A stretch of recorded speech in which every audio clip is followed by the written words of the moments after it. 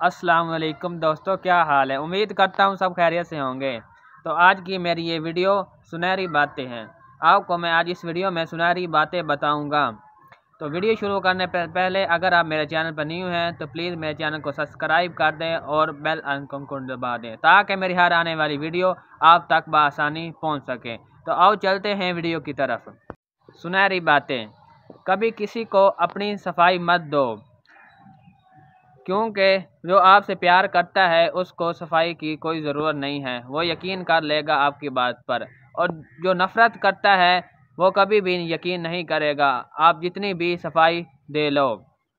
Number 2, हर शख्स को अपनी अहमियत इतनी दो जितनी वो आपको दे सके। नंबर 3, हर शख्स को इतनी अहमियत दो जितनी वो आपको देता है। अगर ज़रूरत से ज़्यादा अहमियत दोगे तो मगरूर कहलाओगे।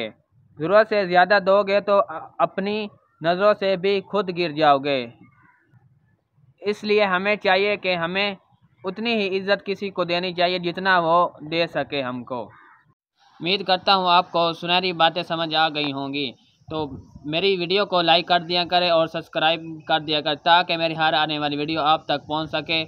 सुनहरी बातें।